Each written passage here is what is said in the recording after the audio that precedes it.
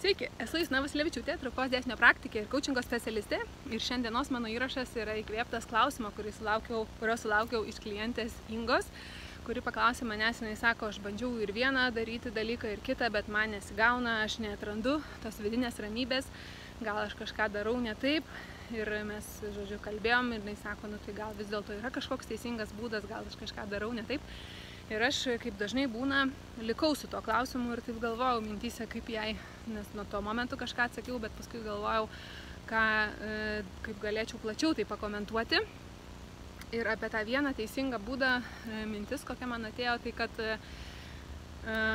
kai mes labai nueinam į galvą, į smegenį savo ir pradedam labai analizuoti ir bandyti labai tiksliai ir aiškiai suprasti, dažnai tai lydi savęs kaltinimas, kartu su tuo eina savęs kaltinimas, nes mums atrodo, kad aš kažką darau ne taip, nes jeigu viską daryčiau taip, tai jau seniai būtų išsipildę, turbūt aš kažkokia bloga, ar gal aš nepakankamai gera, arba gal aš neverta.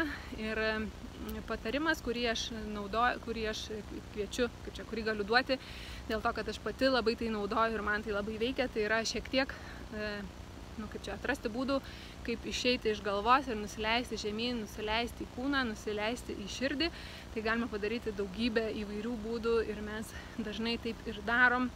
Tai yra nusileisti į kūną galima kažkoks tai fizinis pasirūpinimo savim fiziniam lygmenį jausmas, tai gali būti nusimaudyti po dušu, dėmesingai išsivalyti dantis, o ne ten galvojant kažką mintyse besisukant kuo greičiau.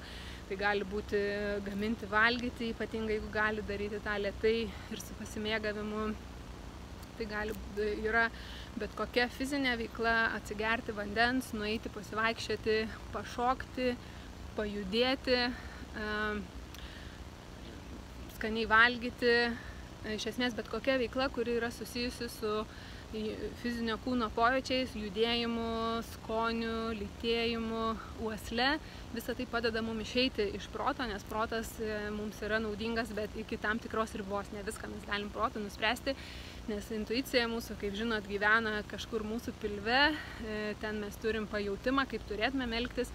Tiesiog mes esam pripratę prie mūsų proto, kuris dažnai labai garsiai kala kūjų atsakymus, ir jeigu mes esame įpratę jo klausyti, tai svarbu žinoti, prisiminti, priminti savo, kad tai nėra vienintelis teisingas balsas, kad tai yra tik tai nuomonė, kad yra dar ir ta mūsų intuicija, mūsų širdis, mūsų pilvo išmintis, kuris žino, kaip reikia elgtis, ir giliai širdį dažnai mes žinom tą atsakymą, tik tai ne visada mes jo paklausom, bet bent jau užfiksuoti, kad aha, aš turėjau tokią mintį tai padaryti, ir jeigu tai būčiau padarius, ko gero tai būtų buvę gerai. Aš per ilgą laiką išlavinau savy tokį sugebėjimą, kad jeigu aš jau pajaučiu, kad šiek tiek užsiveliu, ten galvoju, man kyla daug klausimų ir aš nežinau tiksliai, koks galėtų būti atsakymas, tai aš tada tiesiog mintyse paprašau, sakau, ačiū, kad atsiųsit man atsakymą tada, kai aš būsiu pasiruošus. Ir man tada ateina aiškumas. Pavyzdys, kaip tai atėjo, paskutinis buvo prieš kelias dienas, pagalvojau, kad norėčiau paskaityti knygą apie, požiūrį į pinigus, traukos dėsnis ir pinigai, kažkas iš tos serijos, nes aš turiu apie tai padarius ir visą programą, ir tai yra man pačiai svarbi tema ir visada yra kažkoks naujas lygis, į kurį gali pereiti. Ir supratau, kad jau gal laikas man pasimti, susirasti kažkokį tai naują šaltinį, nes jau tai, ką naudoju dabar, aš jau jaučiu, kad pasiėmiau iš to, ką galėjau, ir tada tokioj grupiai, kur ten dalyvauju, užsiregistravau, kad man atsiųstų rekomendacijas knygų, ir aš tiesiog pagal pavadinimus supratau, kurios iš tų knygų man reikia, ir ją užsisakiau. Ir visą tai vyko labai paprastai, be jokio blaškymosi, be daug galvojimo, tiesiog man atėjo aiškumas ir aš žinojau, ir man nereikėjo nei ten skaityti knygų aprašymų, nei labai gilintis, nei ilgai svarstyti, kuris tas variantas būtų geresnis. Tai kviečiu jūs irgi prisiminti ir leisti savo išeiti iš galvos, nes mes dažnai dar ką darom, kad kai mums pradeda darytis kažkas neaišku, mes tada dar labiau į tai pasineriam ir dar labiau pasimetam. Tai pastebėti, leisti savo vis karts nuo karto išjudėti, eiti į kažkokį judesį, neužstrigti ir leisti, kad ateitų tas intuityvus atsakymas. Ir intuicija taip pat yra dar kitaip vadinama vidinė esatim, arba mūsų siela, arba mylinti energija, kuri supa mus, kuri nuolat bando padėti, kad būtų mums lengviau.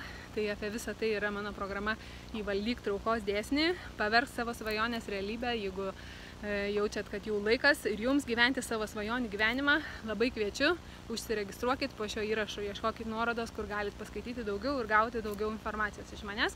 O šiandien kviečiu pajudėti, galbūt jau dabar, bent jau pasiražyti, pasitempti arba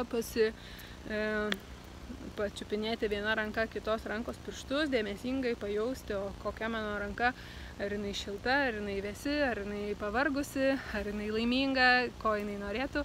Tad nuostabios jums dienos, pabūkit su savo kūnu, ne tik tai su savo protu ir iki kitų susitikimų. Čia buvo Justina, iki.